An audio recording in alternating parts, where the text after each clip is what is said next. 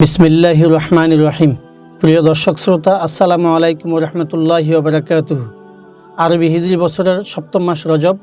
এই রজব মাস অত্যন্ত গুরুত্বপূর্ণ। রাসূলুল্লাহ সাল্লাল্লাহু আলাইহি ওয়াসাল্লাম রজব মাস এলেই তিনি রমজানের প্রস্তুতি শুরু করতেন। রমজানের প্রস্তুতি তিনি বিভিন্ন আমল করতেন, দোয়া পড়তেন। আমাদের জন্য রয়েছে একটি গুরুত্বপূর্ণ দোয়া।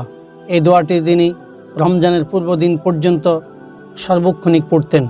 দোয়াটি হলো, আল্লাহুম্মা বারিক লানা ফি রজাবি ওয়া শাবান ওয়া বাল্লিগনা রমাদান। আমি আবারও বলছি, আল্লাহুম্মা বারিক লানা ফি রজাবি ওয়া শাবান ওয়া বাল্লিগনা রমাদান। হে আল্লাহ, আমাদের জন্য রজব ও শাবান মাসকে বরকতময় করে দিন এবং আমাদেরকে রমজান পর্যন্ত পৌঁছিয়ে দিন। এভাবে রাসূলুল্লাহ সাল্লাল্লাহু আলাইহি ওয়াসাল্লাম প্রতিদিন সার্বক্ষণিক নামাজের পরপরই দোয়া করতেন।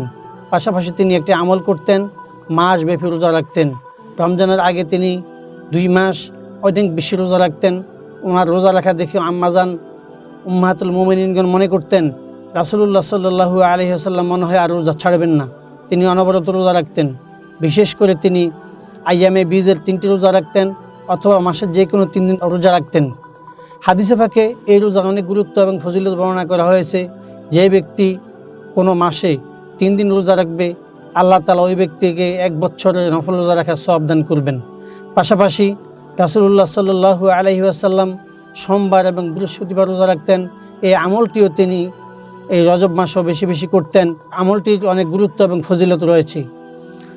রমজান মাসে আমরা ইবাদত বন্দেগী কীভাবে করব, সেই প্রস্তুতি এবং প্র্যাকটিস তিনি রজব মাস থেকেই করতেন।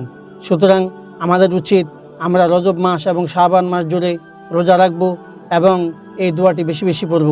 আল্লাহ তাআলা আমাদেরকে এই দোয়াটি বেশি বেশি পড়ার তৌফিক দান করুন, আমিন। আসসালামু আলাইকুম ওয়া রাহমাতুল্লাহ।